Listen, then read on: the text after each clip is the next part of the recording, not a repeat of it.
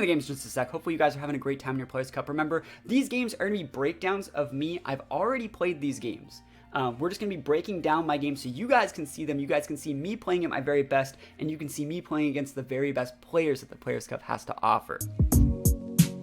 Zashi and Lando versus Zekrom. It's really hard for Zekrom to work, but like Entei, if played correctly, can be really good against both those. Because if you burn the Lando, you're great, and Zashi can't do anything to Entei. So like, that's where the rest of my team comes in. We talked a little bit about Zard being able to switch in on ground attacks, alleviate damage. This Zard set can actually eat a lot of spread rock slides from Jolly Landos and things like that. So there's a bunch of reasons why we're not just auto-losing to a team that is such a bad matchup, and why I do think that I have shots here. But, let's just get on another replay. Saw this explained team come to YouTube. Oh, the video yesterday. Yeah, it will all be on YouTube. But, yeah. Zacian is the best restricted. I agree. Zacian is best restricted, and your restricted needs to be something that can deal with Zacian. Also, like, I just want to say my Zekrom stared down so many Zacians in this tournament. It's like, I dare you to play rough me. And when I play Zacian, if you guys actually look back at a lot of my Zacians, I run play rough because, like, I don't want to be that guy that can't hit a dragon type with my fairy type. I don't want to be that guy. Like, I fought against Zekroms. I fought against, like, Palkias. Like, it feels so good when you play with, like, the Palkia or the Zekrom. You say Zacian's going to be destroyed in Trick Room? If I set Trick Room. You're going to see, we're waiting for him to lock in. My team has a pretty one-dimensional playstyle against this. And generally, when playing against this type of team with Zekrom, I just have to hope, like I talked about it, if I can stick a Wyrmwind attack drop onto that Landorus, I will win the game. So if they ever already have their Zacian on the board, I can just Wyrmwind the partner and be like, bro, that's fine. And if I intimidate the Zacian with the Wyrmwind drop, same effect. Zacian will never be able to break anything, and I'm completely fine. So, like, my best plays are actually if they ever have both Landorus and Zacian on the board, I can go for those Rising Voltages and those Earth Powers into the Zacian without the fear of the Lando switching in, and I can go for the attacks onto the Landorus slot without the fear of the Zacian switching in. So this lead right here, this is actually going to be me playing, like, super big brain. Like, I want to pause it. Like, what would you guys do if you were me? In this situation, what do you think he's going to do? I'm very curious. What would you do if you were me in this situation? So, like, we have Comfey, Zekrom, we see the Lando, we see the Venusaur. But right off the bat, if your opponents ever lead like this and they're playing Zacian, that means they have two things in the back. You can already tell right from this what their back two mons are, and I think that's one thing that I really want to drive through about, like, what you guys do when you watch replays and learn is you need to be able to analyze from their leads what their last two Pokemon are. It's so important. The last two mons are Torkoal and Zacian. They have to be. You can actually press start and see if they actually brought Zacian. It's a little bit of a glitch. It shows Zacian in its crown form if they actually brought it, so you know they brought the Zacian. And then the Torkoal is there in case I led with something that really pinned that, like, basically if I led Entei, for example, he'd be able to switch out Landorus for Torkoal to get that speed boost to be able to, sleep powder the Entei. So he's going to sleep Zekrom and bring in Torkoal. Close. You're very close, and this play that I'm doing covers both of them. Max Lightning Venusaur, Drain Kiss Comfey. So that would still let me, that I would still get put to sleep by Sleep Powder. So you can see I go for Trick Room here, because I'm tunneling him into my Zekrom. And you may think, like, but what if he switches in Torkoal? Zekrom doesn't give two shits about Torkoal. Like, please bring your Torkoal. Torkoal sucks, right? Torkoal sucks. So he's going to be Dynamaxing the Landorus here, which is what you should be doing against Zekrom. And one of the reasons why I knew he was going to Dynamax here instead of going for the Torkoal is because I know he wants to stick damage, and I know he wants to get Airstream boost. So he really wants to, like, punish, how passive my lead is. But in doing so, he's leaving himself wide open. And also, I just want to say, if he just nuked the Comfey, I was still kind of fine because this is wasting one of his max turns. And I think I had Bronzong this game. I don't remember if I brought Bronzong, but Bronzong would just be able to come in and, like, ally switch and do stuff like that. So I still had options. So he gets a speed boost to then outspeed the Zekrom. That's what his play was, obviously. And so this gives him a much better board state than just switching in Torkoal, because this is so much more proactive, and Landorus is such a big bully for Zekrom. It's such a bully. So, like, this is way smarter than switching in Torkoal for most situations. So, and we protected. If you wanted to just go attack the Zekrom and block our policy, that would have been great. But the Sleep Powder was so obvious in that situation, and we get our Trick Room up. So now in this situation, there's a couple things to happen. Remember, we know that he has Landorus, Venusaur. We know that there's Torkoal and Zacian in the back. We just know this. It's pretty obvious. Like, if you go back and look at the rest of his team, he had, like, he had Gothitelle, and Thunderous, and you'd never bring Thunderous to this matchup. This is just not a good Thundy matchup. And Gothitelle, if he was going to bring Gothitelle to trick us, he would have led to like Gothitelle Zacian. So basically, let's just go back out here. Comfy use Trick Room. So yeah, Trick Room was super, super nice there. And so in this situation, like I said, we know he has those two in the back. Trick Room is up, so there's a high chance that he goes for like max guards. You don't really want to switch in your Torkoal, but you do want to have a chance to get Torkoal on the board. So basically this turn, he's going to be foddering one of his Mons. And remember what I said, no switches are happening. If anything, he's protecting the Venusaur, who could be sashed, or he's just foddering it. So I've decided to double into the Venusaur this turn, basically, or not really double into it, but take the Venusaur off the board in a way that makes it so the Landorus is not a problem anymore. Now, this Venusaur could still totally be sashed, but I have a feeling that he's not sashed, because remember what his first turn play was. He went first turn Airstream. He went first turn Airstream to get the speed boost to make it so he went after my Zacian, which means he's good player alert playing with Wide Lens. He had such faith in that play that he Wide Lens, that his Sleep Powder would hit, that he's just showing his Wide Lens. Like, otherwise you wouldn't really go for that. Yo, thank you for the sub. I appreciate it. So basically, I'm basically saying you're not sashed. And you may say this is a read, but I'm basing this play off the fact that he's shown so much info already.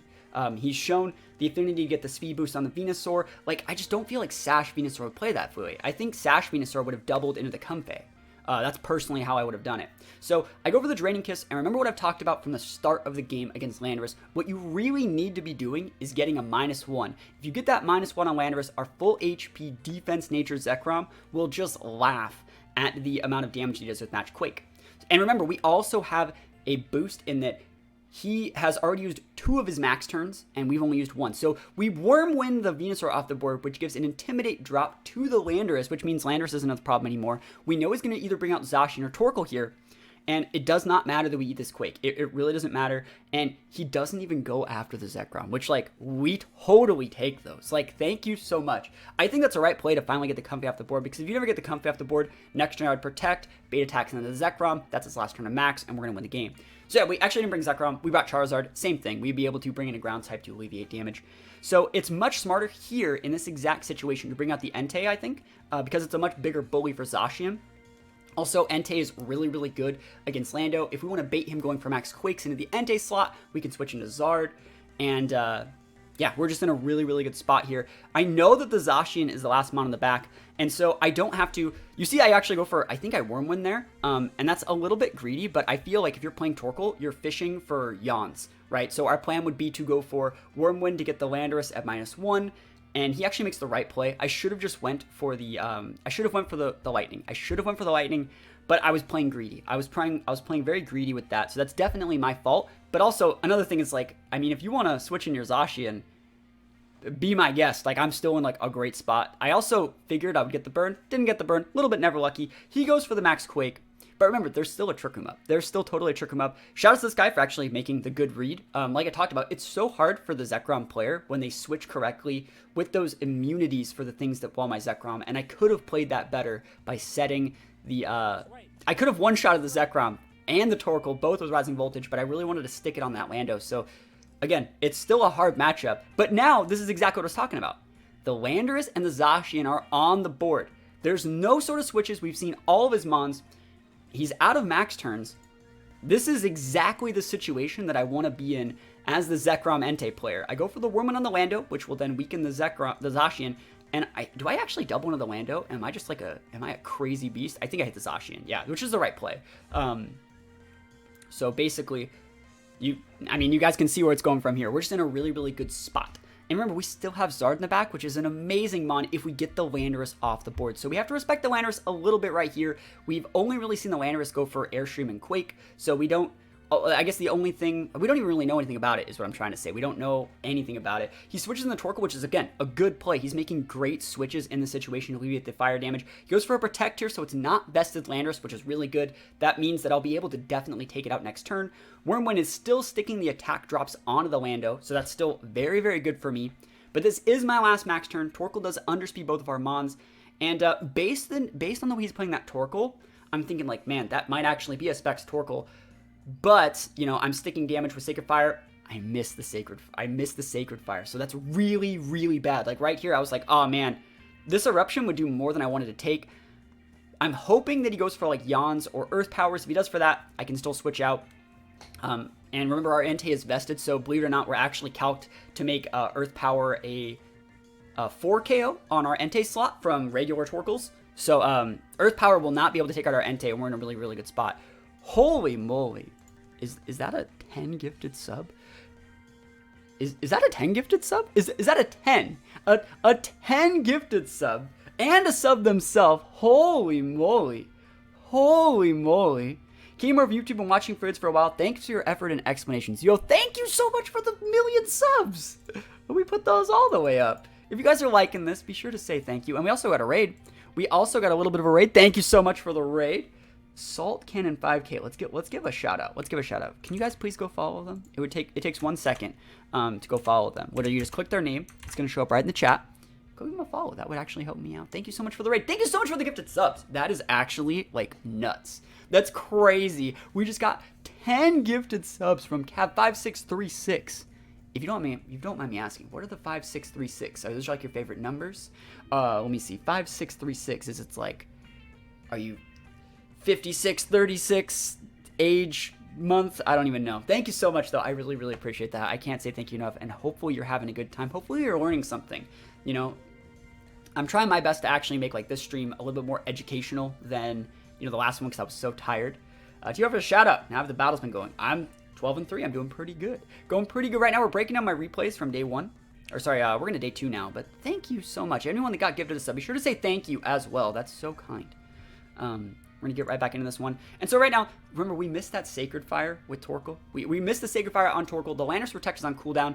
And again, this is that situation where, like, Landos becomes a really, really big problem Pokemon. And that if I want to go for the Draco on the Lando, he can switch in the Zacian. And if I do Draco the Lando, then I'm also at, you know, back down at neutral for when the Zacian comes out. So I think the right play in the situation is to Sacred Fire the Lando because we know that'll KO. And we just go after the Torkoal. So we're going for he goes for the Earth Power. Like I said, we've calced that to be a 4-hit KO. So we actually are calced against Earth Power Torkoal.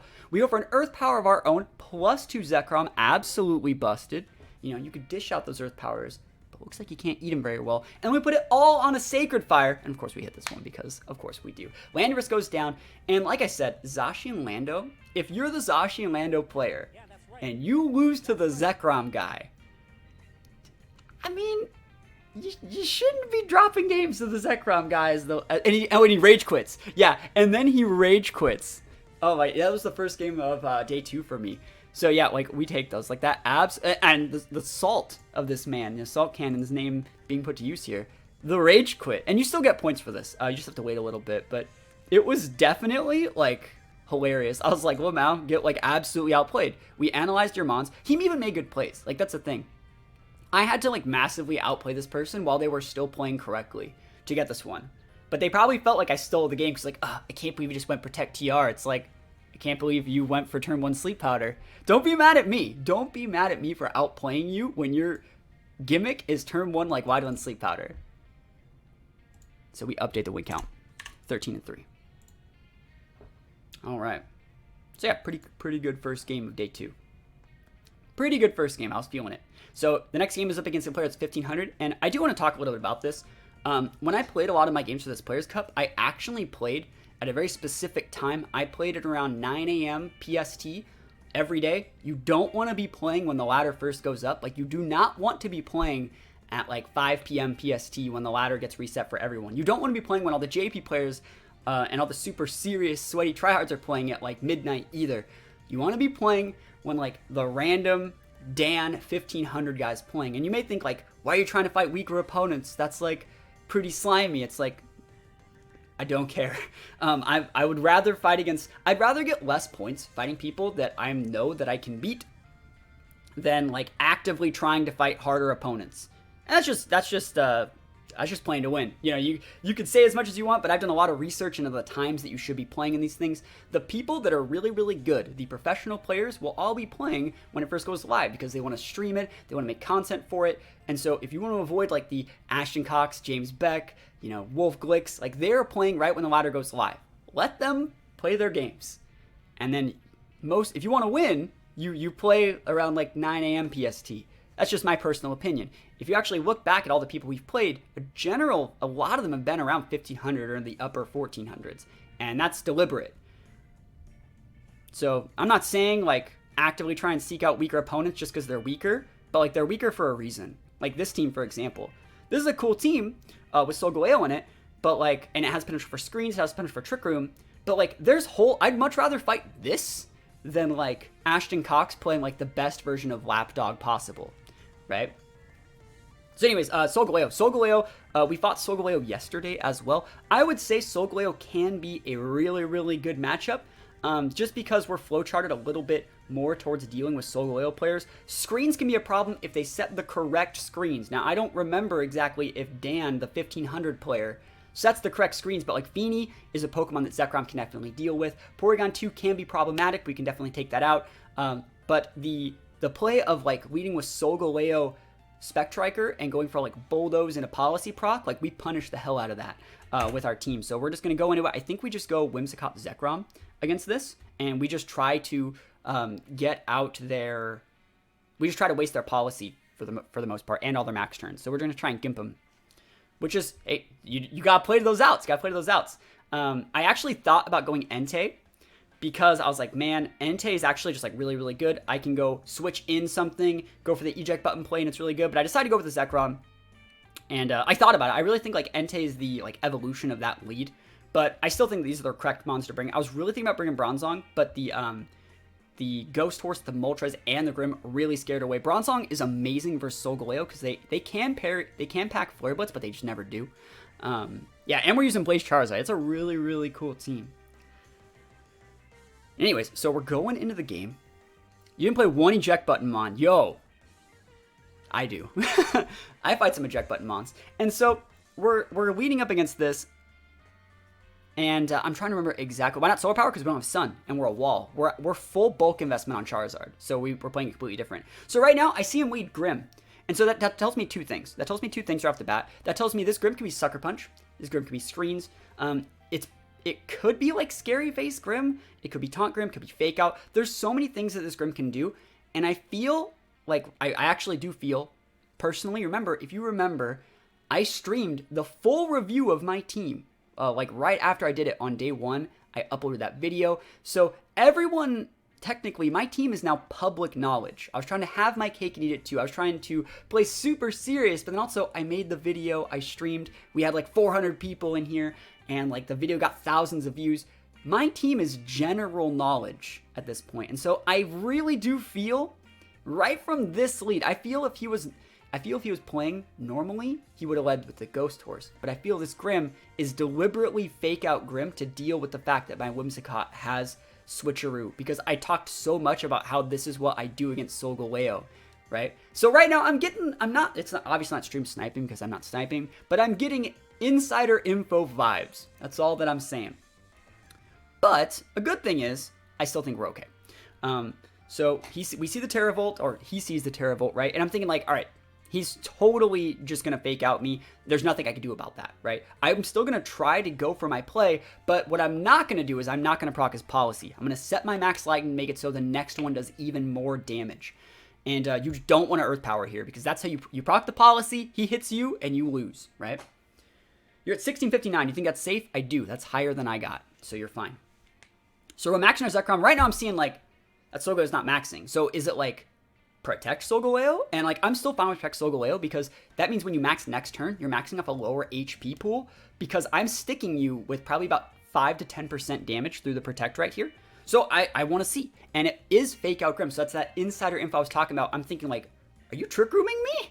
Like, if you Trick Room me and you proc my eject button, I will roll you over with Entei, right? I go right to the Entei. I'm like, I can't believe that you're thinking that you could Trick Room me right now. Remember, his mons are like Feeny, Porygon. It looks like he's a Trick Room team, right? And he goes for the Sunsteel Strike. So, and this is where I realized, like, cool, it's not insider info, it's just smart player. And so that's something that, like, you kind of have to, as a streamer, deal with. Like, as a streamer, as someone who's known, sometimes you get in your own head a little bit, and I will say this happens to me a lot, where I think people know more about my teams than they should, because that does happen all the time. And so I realized right there when he went for the Sunsteel Strike, which, by the way, bringing Entei was the perfect play in there because it covered not only him sending TR, but also him going for a Sunsteel Strike. And the reason he did that is because he just wanted to get Sash Whim off the board. He went for the Whim, he wanted to nuke the Whim, and he ignored my Zekrom, which is a good play. So this is good. This means he doesn't have insider info, and it means he's playing generally correctly. And it also means he didn't protect, so he's taken like over half on his Solgaleo, which means that Solgaleo was like garbage. Like, technically, this is within KO range on the Solgaleo, because remember, you know, the Electric Train is going to boost the power of my electric moves by 1.3. And so since we did about 48% last time, we only did a 1.3. Even if we low roll this one, if he doesn't max, he's gone. And if he does max, well, we're totally fine. So I'm looking at this and I'm thinking, like, I can be super greedy here because he doesn't know if I'm physical or special. There's a high chance he pops a Reflect here. I can play this super greedy. And so we see him max up that Solgaleo, which is the correct play, but he's taking a lot of damage. I think if he was going to max, he should have done it last turn. I really think that he should have just maxed last turn. It would have got a defense boost for him. He would have took so much less damage. Like, maxing off half HP, it pretty much means that you're not a Dynamax Mon. It pretty much just means that you're using, like, 130 base moves. Yeah, there's no way that they could have been sniping. I was just recording. So he goes for a Reflect, which is what most people do when they see Zekrom, right? And there's also an Entei. So Reflect is not even wrong, right? And he goes for the Quake, which also covers that same, like, I want a special D-boost. But unfortunately for him, he procs my policy. Unfortunately for this guy, yeah, again, he's not playing with any insider info. He's playing me super straight up. He gets his special defense boost. He pops a Reflect, but he proc'd my policy, which is something I would not recommend. So basically, we're in just a really good spot here. We go for the Sacred Fire. We're just going after the Grim here. I would love a burn because I was pretty sure he was going to proc my policy there. And I didn't want the Grim to, like, be able to foul play my Zekrom at +2 if he did proc my policy. So that's why I did go for the Sacred Fire there. And I was pretty sure this would KO. And I was like, damn, like, boy, what are you eating? Why are you so thick? That's a pretty thick guy. That's a really thick guy. And so I decided to just mix it up, go for the Sacred Fire on the Solgaleo, and I don't care how fast this Solgaleo is. I know it's outspeeding my Mons, but I know for a fact that since my Entei is like full HP defense, my Zekrom's really bulky, we can eat all this damage no matter who he hits. He goes for the Sucker Punch on the Grim, which means, remember, I wanted that burn earlier. He goes for a Quake. I don't remember who he actually, I think he hits the Zek, and we're dummy thick on the Zekrom, and we are about to absolutely mess him up. This is a replay, but we're going over our games to break it down turn by turn. And so basically, it's a second Spit F boost on both him and his Grim. Sacred Fire takes out the Solgaleo. We take those all the way to the bank. Max down. And I think we take out the Grim here as well. Yo, thank you for the follow. And so, yeah, Solgaleo goes down, which is absolutely amazing. And remember, we just never practice policy. We're just like, policy? Never heard of it. What's that? So, big damage here. Grim gets KO'd through +2 special D. That's absolutely amazing. Remember what they can have in the back. Really enjoying the replay. Thank you. Thank you. Happy to hear you like it. Everyone always complained about, like, why is the music so chill? And the reason is because, like, this is just over my Sword and Shield game. We're just in Verdant Turf Town right now. But so we see Moltres Feeny, and so this is another thing. Do you guys remember yesterday when we played against that T-Tar Metagross core? And I said, I have to play this very, very perfectly, and I have to take out the correct threatening Mon, because only one of these is a threat. Only one of these is a threat. Let's talk about this realistically. Which one do you guys think is the right Mon to prioritize dealing with right now? I'm out of max turns. My Zekrom's actually kind of low. Entei's still at full, but which one would you go after? Which one of these Mons do you guys think is the threat? Now, our Mon in the back is Comfey, so it's not like we have like Charizard in the back or a secondary damage dealing Mon. What is Players Cup? I haven't done a lot of competitive, but slowly trying to get into it. So it's an online tournament. You see Feeny, you say Moltres, Feeny. So 2 for Feeny, 1 for Moltres. What do you guys think? Feeny, Feeny, Feeny. I want to know why you guys think Feeny. I want to know why. See, because there's still people that are saying Moltres. A lot of people say Feeny. Feeny, you can Snarl Max Moltres. He's already maxed. We've taken out the max. There's no max. So someone says Moltres because Nasty Plot. Okay. Feeny because Haze or Calm Mind. Okay. Well, the correct answer, I would say, is Feeny. I think Feeny's the answer, and I think it's more simpler than like Nasty Pots or Calm Mind. Feeny has super effective moves against both of our Mons, so Feeny's more of a threat. Our Entei's vested, our Zekrom's dummy thick. Like, I don't care if your Moltres Nasty Plots, because Fire Wrath doing AoE split damage, won't be able to break anything. So Feeney's technically, I would say, the correct answer. We have health restorations. We can 1v1 a Moltres even if he gets multiple procs.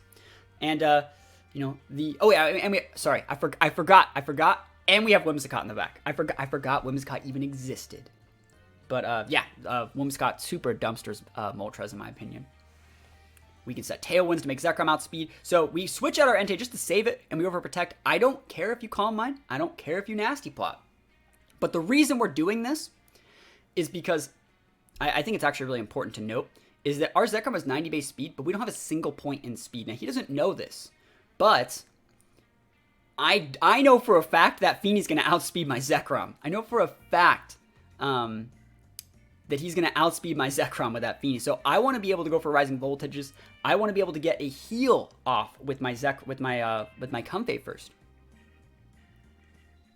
So he goes for the Protect Moltres. Well, now, like I said, why would I care about that thing? It's so useless. So Foil Healing into Zekrom. We don't really need to start with Misty Turns because we want to use Electric Attacks on both these. So we get a lot of health back. We see the Rising Moltres. It looks like we do outspeed the Feeney, which, again, we have a higher base speed, but I didn't know. Like, usually Feenies have about 60 points. He goes for a Moonblast, and this is actually really surprising. Look at this. It's a lot of damage. And it's a lot of damage because it's orbed. And I was like, bro. Orb Feeney. So I'm looking at this. So I was able to outspeed the Feeney, but if you remember back like 2 turns ago, his Moltres outsped his Feeney. So that means his Moltres is faster than the Feeney, right? And so I do technically make a misplay here. I think this is definitely a misplay on my part. I go for Protect, Draining Kiss because I want to be able to then next turn Foil Healing my Zekrom and make it so the Moltres, I don't care if he goes for Fiery Wrath here. So that's definitely a misplay from here. I should just be hitting that Moltres and not caring if he Fiery Wrath because I'll be able to deal with the Feeney, which means Entei wins the game. You guys know what the Moltres is going to do. So I Protect, and this is a really good play from him. It means that he's like still like a really good player. I go for the Draining Kiss, takes out the Feeney, and Life Orb Feeney is actually really cool. It makes it a really good max option. But Feeney goes down, Comfey absolutely busted. And of course you guys know what the Moltres does. And again, I'm assuming this Moltres is faster than me. I think Moltres has a 90 base speed. So, like, I'm assuming that the Moltres is faster.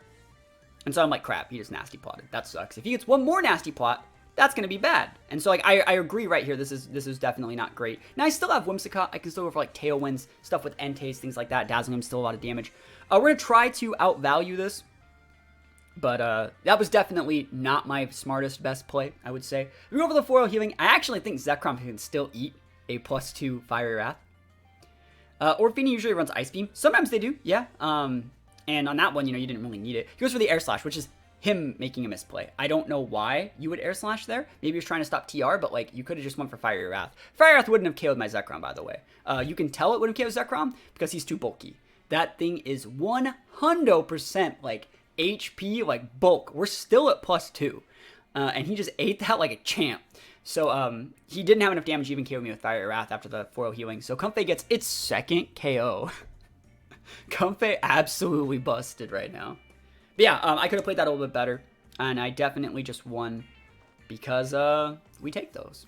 We definitely won because we take those in that situation. But yeah, what do you use Comfey? What do you mean? And so this is the first time. What do you mean? What do you use Comfey? Are you saying why? Comfey is busted. Comfey is like the best Pokemon in the game. It gets Triage, which boosts the power of healing moves. So Foil Healing and Draining Kiss are +3 priority. What moves? You'll see it when I use it. We got to update the win counter. We're at 14-3, which I think is a pretty good record for Zekrom. We're using Protect, Trick Room, Foil Healing, and Draining Kiss.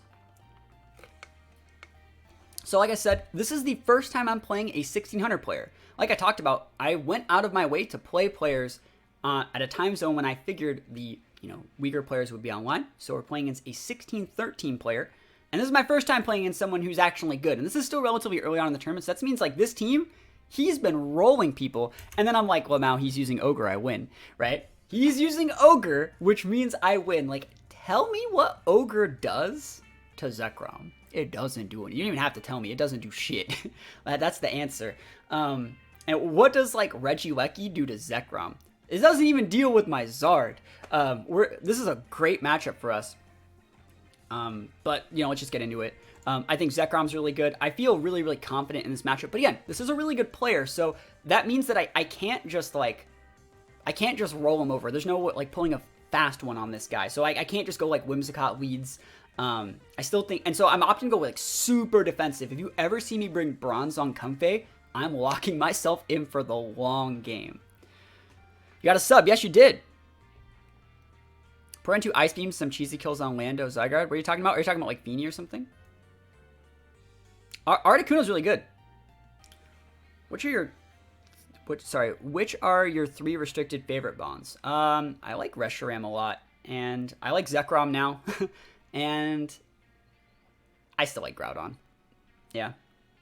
Your Caterpie, that's right. So anyways, you can tell I locked in like Zekrom Bronzong, and so we're just gonna go for TR. I think Bronzong's super good. You see me use Bronzong a little bit against Metagross. I think it's amazing versus Metagross, and it's actually, this Bronzong set, I've talked a little bit about it, is it's calc tier to, no, you don't want to bring Zard here. You don't bring Zard. You play the long game against this. Because also, like, we don't know what Urshifu form that is, but if it's water, it's useless. And Bronzong is just so much more valuable because it's EV trained to live a Mystic Water Rain Boosted Kyogre Spout. So if he leads like Whim Ogre and just goes like Taunt Bronzong Spout, we just Trick Room him and then we win the game. So let's go. Let's go into the game. I don't remember how this game goes. I don't even remember if I win this game. I really don't remember. Reggie, Lecky, Whim. So this is a weird lead. Like, why would you lead with this? Like, this means you don't need Tailwind, right? This tells me you don't need Tailwind. And this is giving me so big. This is giving me, like, the absolute biggest, like, eject button, like, vibes. And I really am thinking, like, eject button. I'm thinking eject button, Electroweb. That's, like, what I'm seeing. I'm seeing Electroweb, eject button plays in my mind. I remember this game now. This is hilarious. So, like, watch me play around the eject button switcheroo. Watch it. I'm so good at Pokemon. Like, I'm feeling it. Remember, this is a good player. Good players use good tech. I'm a good player. I'm using eject button. He has to use it. Why would you bring Whims? Tell me. Like, you don't need speed control. He has to be switcheroo. He has to. And so, I set the Electro. I should have just hit the damn Whims. I should have just bulldozed. I should have just went bulldoze right away. Right from the start. He goes through the Electro, but doesn't do anything because Bronzong's dummy thick. And we get our TR off. And he shows Orb Lecky, which means he's going to be a max option later. Remember, like, they're only ever Orb if they're max options like that. Yeah, that's another thing. Multiple Sash gives you eject button vibes. And so, technically, like, he did it. Like, we waited out the eject button Armageddon. And so, we're going to still try to wait out the eject button Armageddon. And so, I'm really thinking, like, do I just try and break the eject button? Like, what do I do here? What do I do here? And so, I'm just going to ally switch, and I'm just going to hit him. Just to deal with it, just because, like, I want that thing dealt with. I think the Alecki's probably switching or protecting because he doesn't want to get Earth Power because he revealed that he wasn't Sash. And again, like, I think I'm in a really, really good spot here. Because remember, what does he have in the back? It's Ogre. Like, these 2 plus Ogre do not equal defeating Zekrom. Zekrom will beat all of them. There's the Urshifu. I was like, cool. So he has these 2, and it's Dark Urshifu, which is not great for me. But these plus Ogre, that's, like, absolutely amazing for me. So he goes for a second switcheroo. He switches the same target because he does not like my weakness policy. So this is one of the few times when, like, ally switch is pretty good. He could have that Mental Orb. And so I didn't know what he was going to do. I just wanted to hit the Whims. And it's decent chip. It's honest work. And at this point, I misplay a little bit because he makes a really good play here. I thought he was going to protect. I thought he was going to switch. I was like, cool. I'm just gonna dumpster this Urshifu. And at this point, I think I'm in my head a little bit where I feel like this game's over. Because he went all in on that eject button play and he didn't really get anything out of it. And he goes for the detect, which is a good play. He's waiting out my max turns now. That's right. And he goes for a second switcheroo. He switcheroos my Zekrom this turn, I think. And so basically I'm bulldozing for, like, absolutely no good reason. And now my Zekrom has a Mental Herb. And my Bronzong still has the eject button. So it's like a really, really weird... It's just weird all around. He's went for switcheroo 3 turns in a row. Good player alert, like I said. And he blocked. Oh, sorry, I didn't max, which is right. That's a really good. That's a good play from me, by the way. I didn't need to max that turn. I didn't need to. I saved that max, which was smart. That's smart. So now when I max this turn, I'm in a good spot. And you can see I'm actually going for Quakes into the Urshifu. And the reason we're going for those Quakes here is because we know what he has in the back, right? He has these two, plus Lecky, and you know it's Ogre. So if you get even one max Quake boost, Ogre can't do anything. Even if they want to go big in crits, like, we have a lot of special D just in case. You see, like, Water Urshifu more. I think this team goes better with the Dark one, just because, like, you need something to break Ghosts and Steals. But we're maxing now. We want those boosts. We want those big speed boosts. Sorry, the big specialty boosts. And he can't get rid of us. You know, he could switcher us again, but it won't do anything. So he goes for a Sucker Punch to get my Bronze Sling off the board. Great play. Doesn't get the KO, though, so we definitely take those. Thickness really seems like gives you the opportunity to outplay people. I need to work on more of that in my teams. Yes, that's the play. So we're looking at this, I'm like, cool, I'm just going to bring the Comfey because Comfey is so good. Like, if he actually ever hits the Zekrom, cool, I'll just heal it. Like, also, we can finish off the Urshifu with the Comfey. So we go for a Quake. And again, this is not policy procced. I got no policy. Policy's gone. But that's definitely within range for Urshifu to get taken out by the Comfey here. So it's really, really good. I think this is great. This is a great situation for me. Get a Spadef boost. He goes for a Moonblast, and I'm praying, like, if you get a special attack drop, I'm so sad. And he doesn't. That's like the first time that's ever happened. And so right here, I think it's actually a really important play.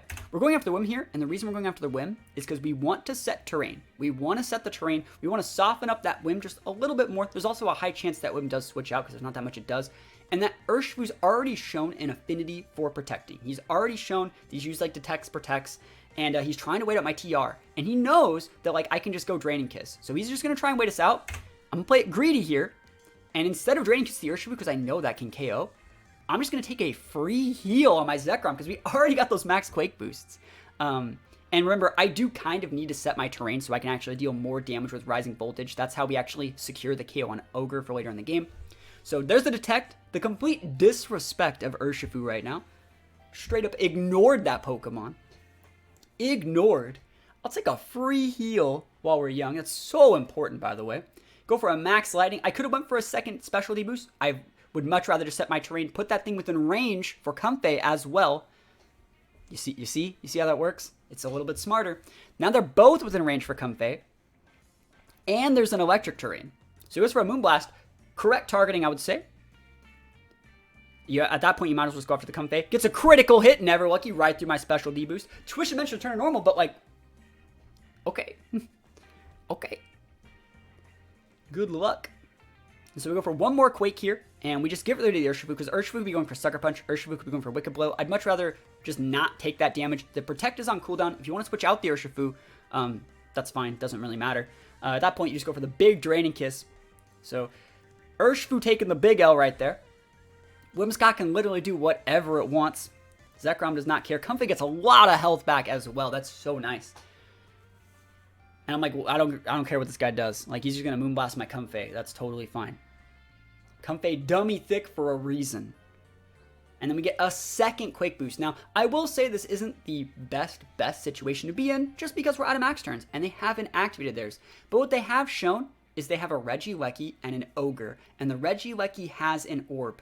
And the only time you have Orb Regieleki is when it has like full special attack investment with a lot of coverage moves. So that's sometimes you see it be like that physical Lecky with like the bounce and the assurance. But like I bet you there's like a max strike boosted off like Hyper Beam or something on this thing at the very least. And so I'm looking at this board and I'm thinking to myself, is he gonna max the Lecky? Because like Ogre's not ever gonna have anything to do here. And the only way that Ogre even has any impact in this game is if he's going for AoE moves. So I was like, if he maxes the Ogre, he loses. Straight up. Ogre locking himself into only dealing single target moves. You could like max Hailstorm and Thunderbolt my Zekrom and I wouldn't give a shit. You need to go for max Lecky to max strike the Zekrom or just do big damage to Zekrom and then Water Spout to KO both. That's the only way that you actually even think about coming back in this game. And so since I know that, since I'm the best player that's ever played Pokemon, I just go after this Lecky. I could have totally went after a Trick Room play, like Protect Zekrom Trick Room. I felt that I was still totally well within my means to go for this. And so we're seeing a max, and I'm like, you're maxing the Lecky. Like, I know that you're maxing the Lecky. I know it. I've talked about how that's your only win con. And then what do you know? He maxes the Alecki, which is the right play. It is the right play in that situation. But I was able to analyze that based off of the, based off basically only seeing Life Orb chip, which is actually a pretty good read. So max darkness, so it tells me again that's probably physical Alecki. You can actually see how much damage it does. I have 2 max quake boosts. So that means he has to be like mixed physical. That's boosted off assurance. And gets a specialty drop, which makes me only +1. He goes for, it takes him a little bit of chip. And then look at this ogre. Look at this ogre. Look at him. Water spout. I'm like, psh, I'm fine. I'm Zekrom. I'm so thick. And he crits me with the water spout. And we still live. You crit my Zekrom with a water spout boosted by the rain. And I don't give a shit. I don't even half care. We deal damage to that Lecky. And we just special drop, which we don't even need. And we set the TR, and then the game's over. The game's over. Your confidence is actually a great tool to explain how these games went. So educating. Yo, got play to win. So at this point, I'm like, this game's over. I basically just seal up the ogre slot. And the reason I want to say, like, that you could, it's totally possible to throw from here. Like, if I wanted to earth power the Lecky and need a second one of those, I'd lose. What you want to do is, since we saw the ogre be faster than Zekrom, you want to seal up the ogre and just foil healing out of the range of the Alecki, because we know the Alecki is physical, right? So it's not like he's going to be doing more damage with like a second max darkness. So basically, if we just heal out of the second max darkness range, we're good to go. So we just seal up the ogre, and we take these. We definitely take these. He just scoops, which is, it's not even wrong, but like, remember, this was a really good player. This is our first player we fought in the 1600s. He played really well. He went for the eject button plays, and I was like, fellow eject button, big brain player, I see your eject button, and I raise you my respect for your eject button. So we got to update the win count. To 15-3. Pretty good record, I would say. All right. So hopefully you guys are having a great time so far. I'm having a pretty good time. I'm hopefully you guys are actually learning something, because I feel like a lot of these things are things that it's easier to look at in like hindsight, but like the ability to like analyze them while they're happening. I think the biggest thing you take away from a lot of these games today is I'm seeing what their leads are, and I know what their back row is. I know what their back row is, and I know a lot about their items. I know a lot about their playstyle. I know exactly what it's going to do before they do it, based off the information that they're giving me from the first turn of the game, which is really important. It's not so much reads, right? Reads are like, I hope they do this. Conditioning, on the other hand, is like, they are going to do this because of XYZ, you know? Hummer Badger gifting a sub, yo. And they just got gifted one. See, they're learning so much, and you just got gifted a sub. Yo, that's so kind. Thank you so much, Hummer Badger. Really, I can't even believe it. I can't even believe it. Thank you so much. All right. I will say, before, we're like at the intermission right now. We're about the halfway point of these games. I will say, Players' Cup is going to be over at the end of this weekend, and we're still going to be playing. We have a bunch of really cool teams to show off next week. We're going to be using a Regular and a Crozma. We're going to be using Eternatus, maybe some Curon Black a little bit later in the week. Will April Patreon teams mission be canceled? We'll be doing it. Usually those go up around this time. They usually go up around the middle of the month, so we'll be doing those. But I will say that we're probably going to be streaming like a lot of other games starting like next week too. So if there's actually any other games you want to see us play on this channel, like like Smash Brothers, or I don't know, like League of Legends or something. If there's other games you want to see us play here on this channel, definitely think about just leaving a comment, letting me know, because I need a little bit of like a Pokemon break, because I tried really, really hard for this tournament, and I just need something to have fun, to have fun with. What range do you think will qualify? For if you're North America, I think 1650 will do it. Rocket League, I've never played that. All right, let's go back into this. Pokken. I like Pokken. All right. So we're going to this game. 1509, feeling fine. Start it up. And you can see another Solgaleo player. Again, we've already talked about how... I've already talked about Solgaleo being what I consider to be a good matchup, especially when they meet it with, like, Ghost Horse, just because, like, you know they're going to policy proc. We've already talked about Feeny Moltres being a pretty good matchup for Zekrom. The only enigma here is I would like to set TR. I would like to set TR, and I don't like that Gigalith, right? Gigalith, I respect Gigalith. I'm using Entei Charizard. Gigalith is a big jerk. So I want to respect Gigalith. I played in the Pokken qualifiers, and I got top 32, so we take those. So we just gotta respect Gigalith here. Gigalith is scary. Scary, scary guy. And I think we just go Zekrom. I feel that like Whimsicott's really good here. You always want to go with that eject button lead against self-policy proc teams. I just generally feel it's really, really good. And if they go for like protect or anything weird to not get not get like switcherooed, then you just encore them. That's what I really, really like about this Whimsicott set. And we're so free leading Whimsicott here because it doesn't have a fake out user. And I really like the fact that like Volcarona, Solgaleo, what is it, Gigalith? That's such a cool team I think we're going to mess around with maybe next week. But Volcarona, remember, Rage Powder does not redirect grass types. So, like, if they lead, like, Volk Solgaleo, I can still take away his item. And if I can take away his item, I can start building max Quakes. And if I start building max Quakes on my Zekrom, you know, because I'm not afraid of proccing Policy because I took it, I can then not be afraid of the Moltres, not be afraid of the Ghost Horse, not be afraid of the Feeny at all. So we're just in a really good spot. Do you stream your Players Cup matches live? I do not. These were all streamed. These were all recorded beforehand, and now we're going over them. So we're going up against Peeps a lot.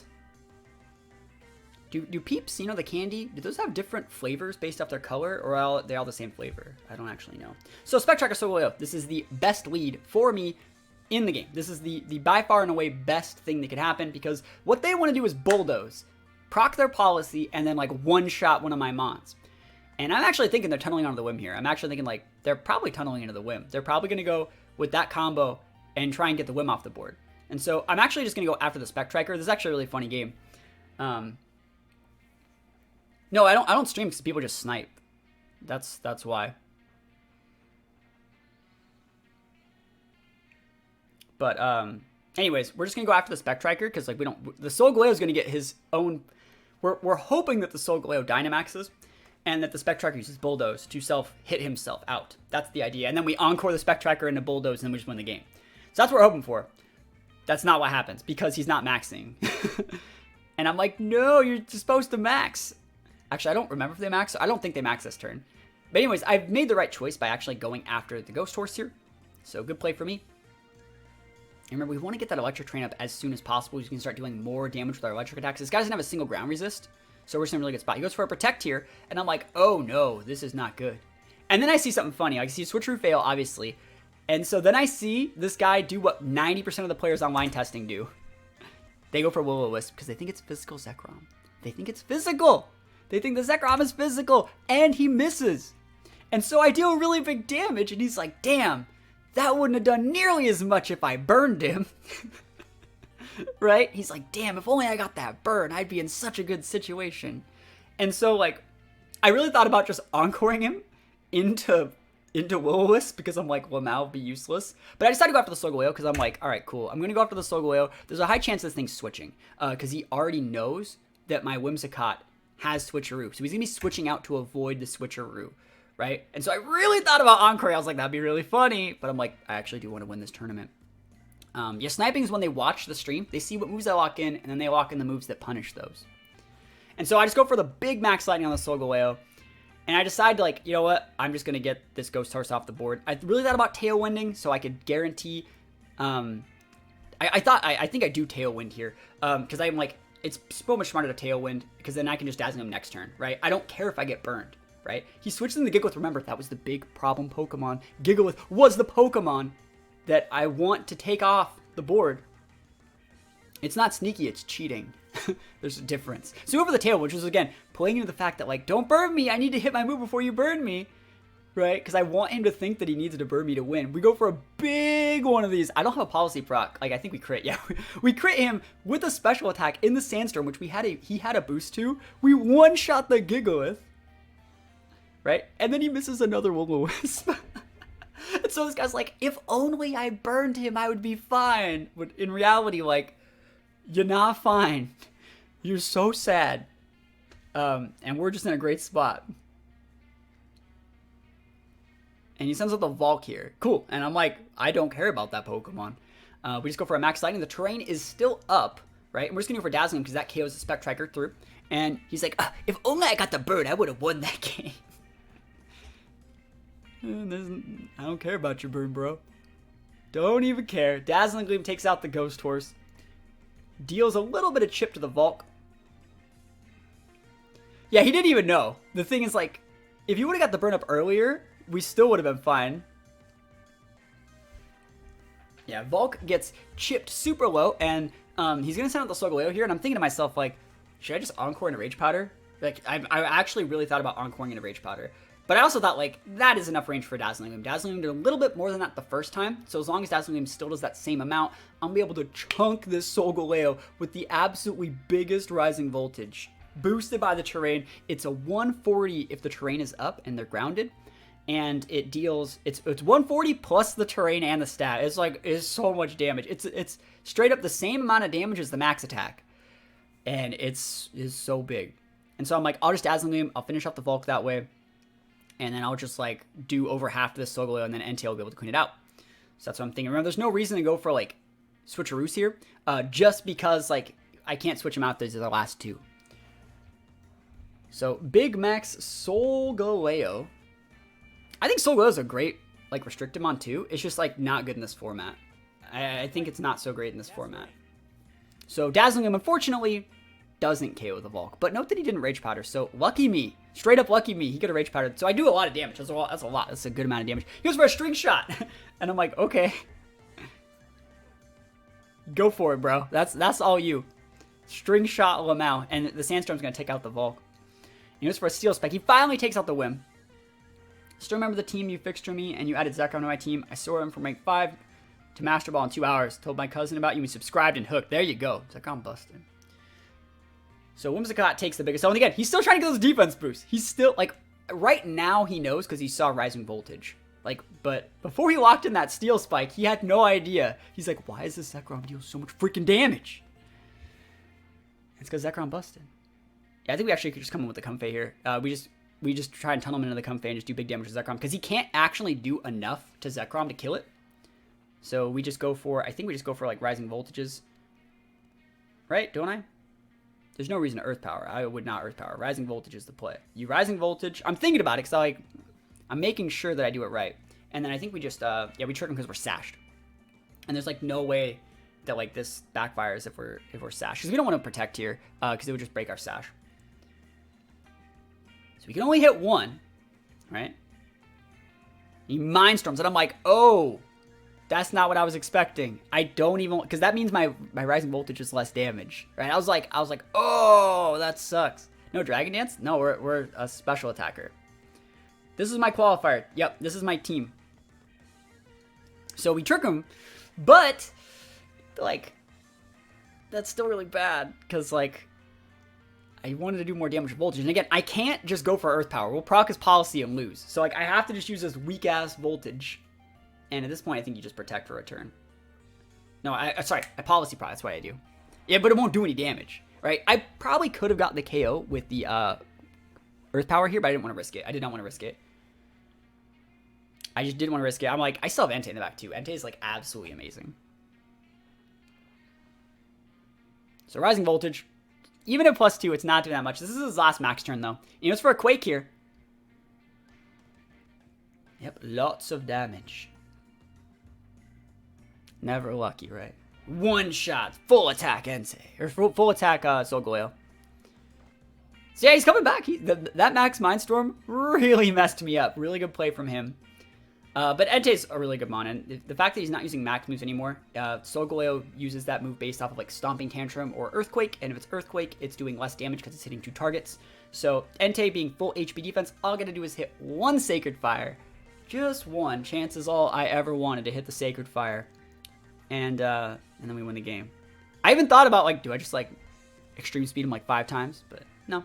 We just go for the Protect here, make Comfey stay on the board as long as possible. It's super smart. And then, if he does go for the Earthquake and I miss the Sacred Fire, we have the ability to 4 healing Entei back at a full 1 time. So he goes for his Earthquake. Note that he's slower than us in TR, which is actually really funny. Which means, like, even if maybe he lived, we wouldn't be proccing a policy, which is really, really nice. We go for the Sacred Fire. We hit the Sacred Fire because we're absolutely amazing, and then we win the game. We win the game. We update the win counter to an absolutely astounding 16-3. Wow. What a record. What a record. 16-3 is pretty nice, I would say. And again, Solgaleo is just a really good matchup. Oh, man. These games are going fast. These games are going fast. Hard and fast. So let's go into this one. TSE. So again, this is a matchup that, like, we've talked a little bit about it. If you are right? If you are a player that is using like Zacian, Lando, like Lapras, like I should never be able to beat this team if I'm playing correct. Like if this team plays correctly, they should never be able to lose to Zekrom. They shouldn't. They have every tool. They have redirection, they have fake out, they have immunities for ground and electric attacks, immunities for dragon attacks, and then the Thundy also makes it so like I can't just throw out Wormwinds. I can't just throw out Wormwinds because like I would be proccing the Thundy's Defiant. So like there's no reason they should ever lose this match. If you take the L to the Zekrom squad, it's on you. You have misplayed something fierce to take that L. Zartech is good. We're bulky Zard. Very, very bulky. Full bulk.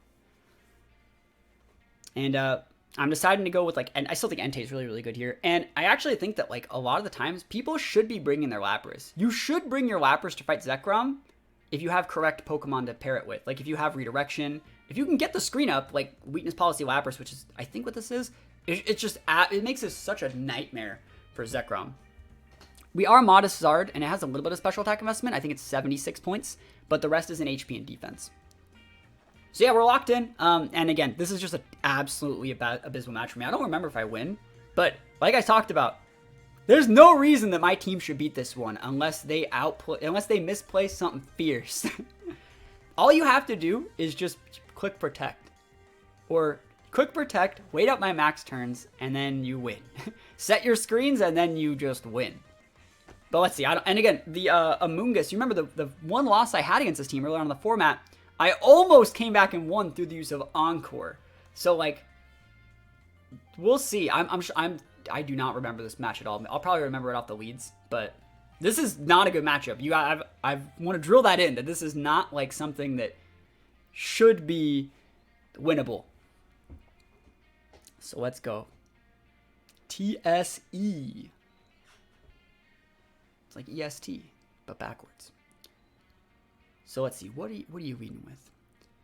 Can you one-shot Lapras and Electric Train? But you can't get Electric Train up before they get their stuff up. So they lead Lando and Sin. And so Lando and Sin, what does that tell me about their back? I think that means they have the Zekrom in the back. And this tells me that they don't have Lapras. This tells me they don't have Lapras. That means they probably have Thundurus. And I have to watch out for that. So big information reveal right here. And Thundurus is really, really good because it protects you, as you can switch in the Thundy to get the Defiant boost. And like once the Thundy gets the Defiant boost, it becomes a good max option. But if I force him to max something else like that Lando, which he should be maxing, it really just makes it so you can't max the Thundy, and then I don't care about how many Defiant boosts it gets. But then the Thundy could also be like a support Thundy. So you never know. It's so hard. This is such a good team. So I decide to just go all in. We're going all in on this Lando because Lando is the numero uno Pokemon. If we take the Lando out, I don't care about your Thundy. I don't care about your Zacian. I don't care about your Incineroar. If I take out this Lando, or if I can guarantee stick one, if I can stick even one Wormwind to it, we win the game. And I want to talk briefly about why I'm not targeting the Incineroar with it. The reason we're not targeting the Incineroar is because Landorus could be Airstream in the Comfey, and he could be parting shotting my Zekrom off the +1 speed boost from the Airstream, and then we go right into Zekrom, and then we don't get our move. But if we know he's going to max the Lando, he's not switching it. And if he's protecting the Lando to see what we're doing and parting shotting, I'm still getting my attack drop on the Landorus, which is all we really need to win. So we're going after the Lando, and we're like, just don't switch out your Lando for Zacian, and I can win.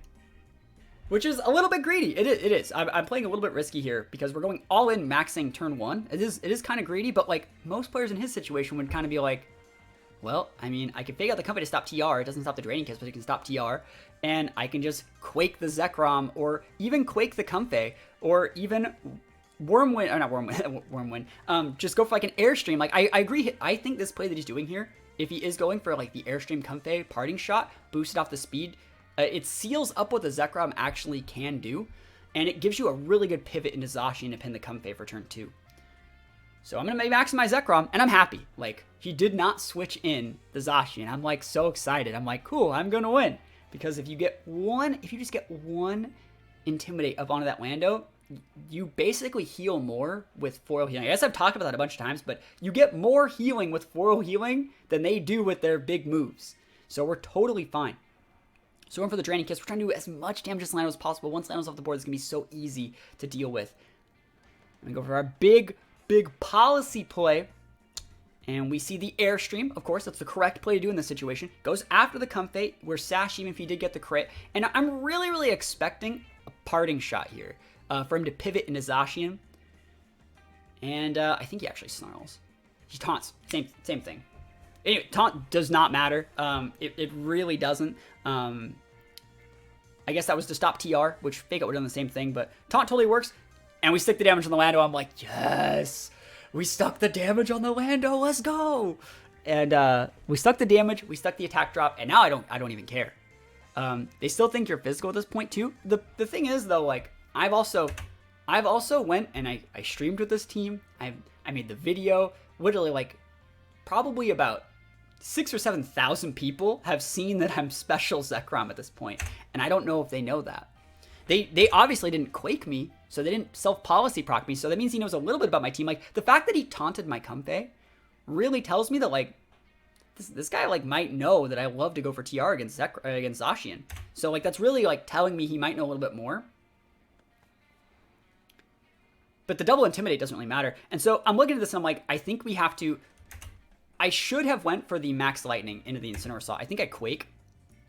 And I switch in the Zard to block a Max Quake from him going into my Comfey to get a specialty boost, because at that point he knows. Right now he does know. Like right now he knows that I'm special because I did way too much through a double Intimidate would.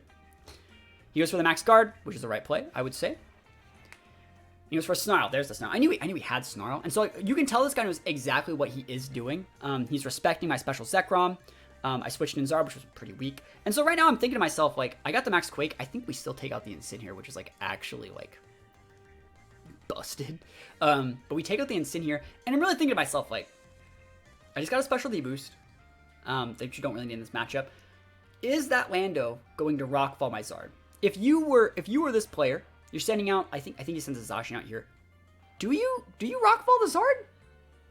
Like, would you want to Rockfall Zard? Because if you Rockfall the Zard, I get to bring my Comfey right back out. Like, it's not technically even good to Rockfall the Zard. And so I'm thinking, like, if he Rockfalls my Zard, he's not max quaking my Zekrom. Right? And again, also, I could go double protect here. I could totally go double protect, but if he sends a Zacian goes for a sub. If I go for double protect, they get a sub up, that's also bad, right? They have the speed control. Like, even if they're not, like, Rockfalling my Zard, they'd Rock Slide it next turn. And so he's the one thinking. I think he does bring out a Zacian here. And if he really didn't know how it was special, he knows now, right? Yeah, there's a Zacian. So I'm thinking to myself, that's probably going to sub Zacian. Right? That's probably going to sub Zacian. I know for a fact that even if you want to go for like a Behemoth Blade and a Max Quake, my Zekrom would still live. So I decided to get an attack drop. I think it's really smart. I decided to go for a Wormwind into Landorus because its Protect is on cooldown. Its Protect is on cooldown. It's really, really smart. Mr. Doe dropping the 9-month sub. Thank you. 9-month sub. Thank you. I don't know what my rating is, but you can see my record up top. And so I'm really thinking about this. Like, I decided to get the Liner off the board because that would also give an attack drop to the Zacian, which would be super beneficial. And then I'm thinking to myself, I think you Heat Wave. Like, Protect here is too passive. I think you Heat Wave to punish the Zacian going for sub. And if you wanted to switch out the Lando for something, cool. I'm still breaking your Zacian sub or getting it within 2-shot range with my Zard. I also thought about helping handing. There's a couple things here, but also, if he KOs the Zard, we just bring Comfey back out. And, like, Comfey is what you want on the board in this situation. Or Entei. Those are both really, really good mons. So let's see what he... And also, like, if he does something, like, really weird, like, we can also technically KO, like, the Lando... And if he switches in, like, a Mungus here, like, sub Zacian switching a Mungus, like, Zard Heat Waving there is so good. So, I'm really saying, like, please, like, Rockfall me more. I'm super excited to eat this Rockfall just because, like, I don't really need Zard on the board. I only kept it there to, like, punish your Zacian for too much of a defensive play. And I know that I'm going to be able to stick a Wormwind here into this Lando, which is going to make the Zacian even weaker, which is amazing. And then we do see the sub, which, like, I don't care about your sub. And I just get rid of your Maxmon, and I'm in a pretty decent spot. Pretty decent spot. So that Zacian's, like, super weak right now. It's at neutral. It comes in off just its regular base 170 attack instead of a 170 at +1. Who thought that was a good idea? So Lando goes down. And so I'm thinking, remember what I thought? I was like, I think the last mon's Thundy. Because it can't be Lapras. It could have been a Mungus. If it wasn't Mungus, he would have switched it in that turn, I think. So It's either Amoonguss or Thundy. Doesn't really matter which one it is because we're switching in the Pokemon that checks it. We're switching in the big boy, the Entei. And again, Thundy can still be problematic because we don't know anything about this Thundy. He knows we're special Zekrom, so like he could be Eerie Impulsing me. He could be going for, you still gotta watch out for Swaggers. He could be Thunder Waving my Entei. There's so many things that can happen from Thundurus here. And because Zacian put up sub, because Zacian's also at -1, I don't care about that Zacian, like, at all. Like, at all. Like, Zacian can go die. And also, I know the play that everyone does, the turn they pop a sub is they protect. They're like, ha, I will tunnel you into breaking my sub. But what he doesn't know is I don't care about his sub. Like, I'm Zekrom. If you had player up, you would have used it last turn, right? If you had anything to do that was actual damage, you would have done it before you were -1. So I can just ignore your Zacian, your restricted mon that's absolutely busting and has like over a 60% usage rate right now. Yeah, I'm just going to ignore that and prioritize the real target. And that's Thundurus, right? He goes for a Sacred Sword. Look at this damage. So I take more damage from Sandstorm, my guy. I don't even care. Goes for a Wild Charge, so it shows me just regular physical Thundurus, and I'm like, cool, that means I win. Because like you're going to take Recoil here. You might even be Orbed, which it wasn't. Sacred Fire connects. And that Sacred Fire connecting, I think it was Citrus. I think we don't know Citrus. Either way, we win. This game's over. Like I was talking about in the team preview, if you are a Zacian Landorus player and you're taking L's to Zekrom, like, I don't know what to tell you. Don't be bad. That's the only thing. It's like, literally, he could have, like, won that game so many times.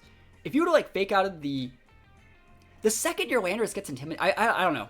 He could have switched in, if you would have switched in Zekrom, sorry, if you would have switched in Thundurus, the turn that I maxed, and got like a +1 on the Thunder, you just protected the Lando and then switched out the Lando for the Incin, that game would have been over, right? The game would have been absolutely over, but like, I guess maybe I am pulling a fast one using Special Zekrom, but I still don't think that you should ever lose this matchup. I don't think you should ever lose this matchup as a Zacian player. Zacian Lando player.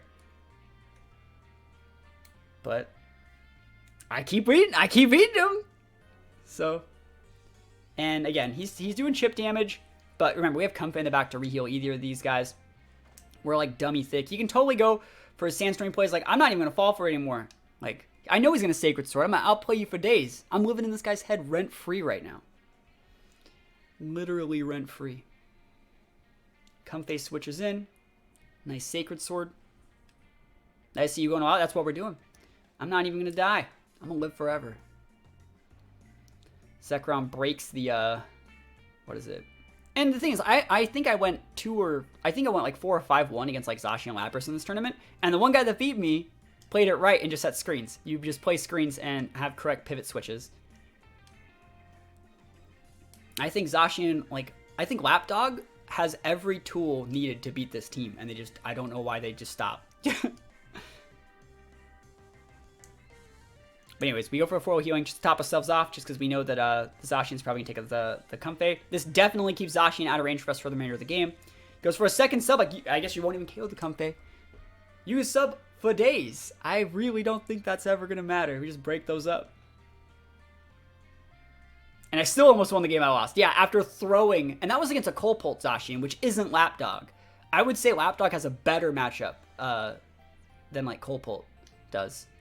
Just because, like, if you set screens, if you set a light screen, Zekrom's so sad. Straight up, this thing is only a 120 base special attack. It's weak. It's not strong. I'm not even full investment. Like, you can get a Flygon to have more special attack than my Zekrom has. I could use Flygon over Zekrom and have the same result. The big Earth power, the big Dragon attack. Flygon Hell also gets, like, Flamethrower to deal with, like, Steel types. But we take those wins. We still take those wins. We update our win count to 17-3. 17-3 feels amazing, man. Again, more Zacian. This guy doesn't have Lapras, but like Rotom, relatively the same deal. Relatively the same deal.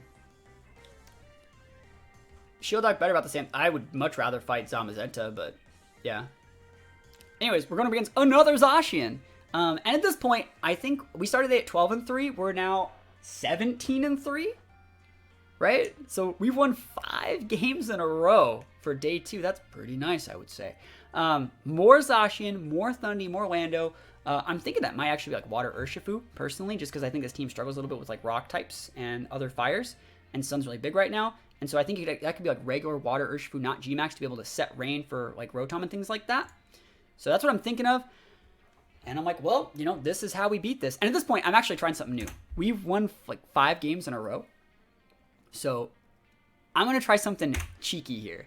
And because I'm just bored, I know for a fact that like playing Zekrom, Comfey, Entei, and like one other mon like Zard, I know going into that matchup that's bad. Like I know that it's bad that I've just been outplaying people that I'm a little bit better than, right? That's what I've been doing all day. But I know that it's bad, so I was like, what if I actually just tried to like be more of a bully? So we're gonna go Wims, because Wim really punishes Urshifu forms. Wims can Encore Rotom into Nasty Plot. Wims can Encore Thunderouses into like Eerie Impulses and things like that. It can Encore Zacians into Sub. I'm gonna try and play it a different way and try and make myself a better player. This is what we in the biz call throwing. Like trying to figure out matchups mid-tournament.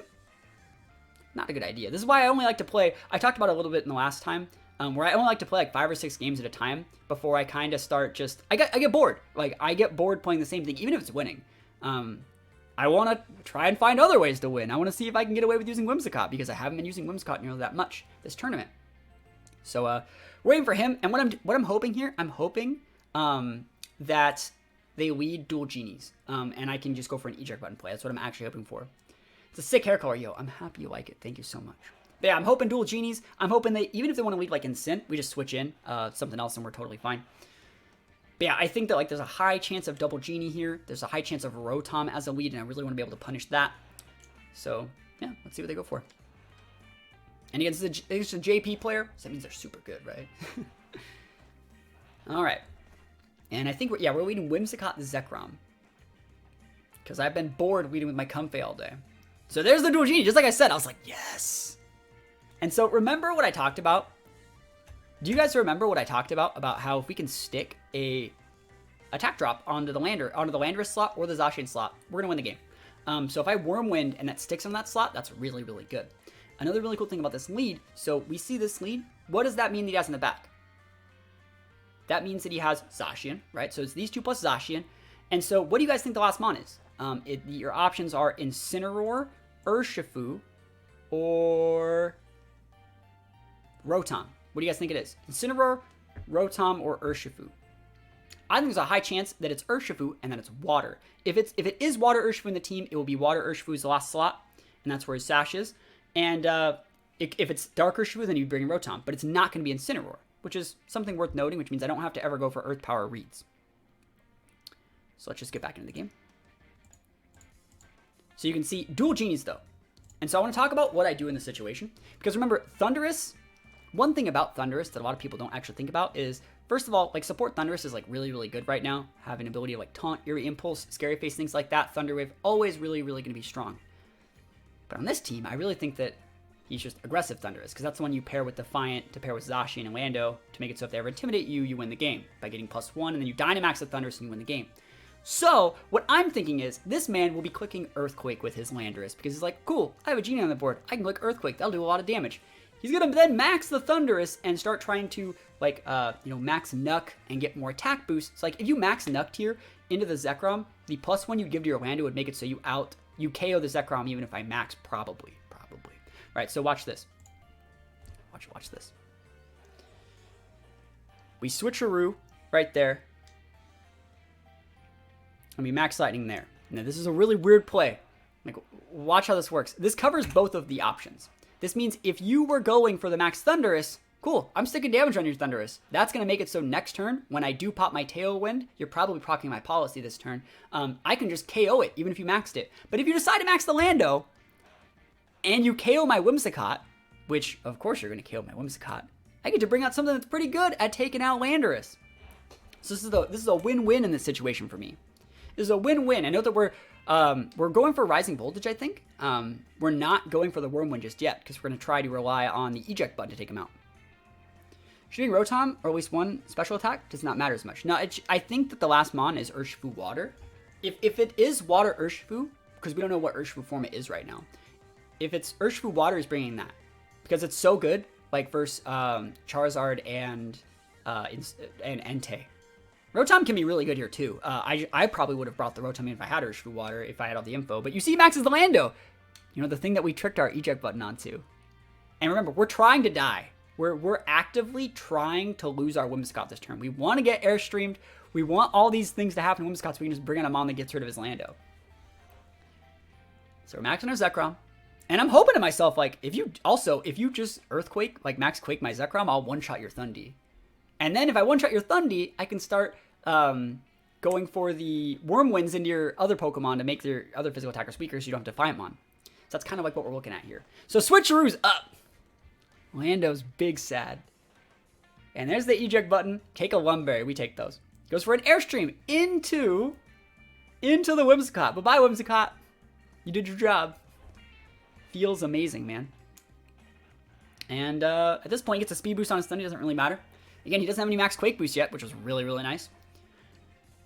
And remember what we have in the back. I think we have, like, he goes for a Thunderbolt. And so basically, he was just trying to get rid of Whimsicott. He was going for an Airstream. He was nuking the Whimsicott that turn and playing around Sash. So I think this guy was Citrus Berry. This is, I know I fought one Citrus Berry Thundy. I think this was it. There we go. So Electric Rain's up. That means I think he procs a Citrus Berry right here, if I'm being 100% correct. There it is. But he still should be within range, I think, for a terrain boosted one, because it's 1.3. Anyways, you see what I bring out here. I have two Mons that have priority moves. Entei's +2. I think Entei, I decided to go with the Comfey just because it's so much better to support the Zekrom. But, like, remember, we went out of our way to set up an eject button. So, like, even if he maxed the Thundy, we were still able to then this turn Policy Pocket Zekrom one-shot the Thundy. But since, you know, he maxed the Lando, we can just Draining Kiss the Lando. We would Draining Kiss either of them, really. If they, depending on who we wanted to switch or we want to. So Draining Kiss, goodbye. Bye-bye, Dynamax mode. We take those. And he's getting out of here. Like, what's he gonna do? Thunderbolt my Comfey? Taunt my Comfey? You think I care? I do not care. So he gets to bring out something. I thought about nuking that Lando slot. I thought about just like Earth Powering right there. I thought about it. The reason I decided not to was because I didn't want to bring in Rotom, right? And I didn't want him like max guarding either. So like I realized that I totally could have just nuked his Zacian out of existence, but I'm totally fine with the way this turned out. And I didn't want to Wormwind there because Zacian could have been a switch in. So big damage. Thundy goes down. And remember, the thing that we're always trying to play to when we're playing with this team, we want that board that's Landorus Zacian, because there's no defensive switch-ins for if we like target correctly. We can go for you know, dragon attacks onto the Landorus. We can go for electric attacks or ground attacks onto the Zacians. This is exactly what we want. And we also haven't procced our policy. Comfey's sitting nice and pretty on the board. We've seen the Landorus had Lumberry, so it means he's potentially has Protect. But what's probably going to happen is like he's probably just going to protect his Zacian or like switch in Rotom and just go for an Earthquake, right? That's what most people would do in this situation. And so again, if we can just stick a Wormwind here, we'll be able to neutralize the Lando and the Zacian at the same time. With this team, what would your plan be against Shadow Rider Entity? Against Shadow Rider Entity, what you want to do is you want to self-policy proc your Zekrom, clock the Entity Sash, take away the terrain, soak the damage from the Shadow Rider, and then next turn you go Max Guard Zekrom. You can go for the attack into the... You don't have to Max Guard Zekrom, but you can take it out. It's a hard matchup. Shadow Rider's a hard matchup because it's just as aggressive as I am. But you can go for the Draining Kiss into the Entity to finish it off because the terrain's gone, and then you just one-shot the Shadow Rider. Because Shadow Rider can't two-shot Zekrom in max mode. And you can't one-shot the Entity either because we're sashed. So, yeah, he totally goes for the KO on the Comfey, which is, I would say, still a good play. But we take those. Take us all the way to the bank. All the way to the bank. He's Swords Dancing in my face. In my face, this man decided to try and Swords Dance in the face of my Zekrom, which shows that he's a good player. It shows he's a good player. But you know what? Good players don't lose with Zacian and Lando against Zekrom. Literally, all of these things that he's doing right here, he's 100% caught up in my tempo. He could have played Protects. He could have played defensive switches. He's playing the game at the tempo I want him to play. He hasn't used a single Protect. And that's his fault. That's not my fault. Like, don't blame me for my opponent's not protecting. So we see Urshifu, and it looks like it is Urshifu Dark, which I was really surprised to see. But it's maybe just there to check Bronzong because Zacian struggles with it so much. And then we bring in our Entei, and we're like, well, now Entei's like the best Pokemon in the game. We haven't seen any Protects yet, but like we know that our Entei is calced to be able to Oko's regular 252, 252 Zacians. And then we just go for the KO. So if you protect Zacian this turn, we get to clock the Urshifu Sash. And then next turn, we go for the Extreme Speed on Urshifu, KO the Zacian. Pretty easy peasy lemon squeezy pins here. There's no way you actually get out of this. Crits can't get you out of it. Protects can't get you out of it. And we're just in a good spot. But yeah, Shadow Rider can be a hard team. Even if it's like specs, the fact that like we're super bulky on these mons, special defensive wise, is really, really nice. On the Zekrom and the Comfey specifically. That's something I heavily calced for. So yeah, he goes for it's a crit Wicca Blow, like I even care, bro. So Sacred Fire, blocked by the Protect. First Protect of the game, not bad. Rising Voltage, boosted by Terrain. That's a +2 right now, big damage. So Sash is clocked, and like I said, this turn, Zacian's gonna have its Protect down. So we just go for the Extreme Speed, KO the Urshifu before it can even go for Sucker Punches. Even if you wanted to protect Urshifu, it doesn't really matter because we just do Extreme Speed next turn. And then Rising Voltage does more damage to Zacian than Earth Power does, even if it's super effective. So Rising Voltage is pretty good. And the reason we still actually have Earth Power, I've actually had people ask a couple questions. It's like, you keep saying Rising Voltage is like more damage than Earth Power. Why have Earth Power? Because Earth Power and Max Quake are different. It's more damage to go for Max Quakes and get those big special D boosts for those bad matchups as well. Like, that's how you deal with, like, Incineroars, is Max Quake. It doesn't really do it off, the calcs don't really do it off Earth Power. You need +2 Max Quake to deal with Incineroar in one hit. So we take out the Zacian, and we improve our record even further. Just straight farming these Zacian teams. It's pretty good. It's pretty good. 18-3.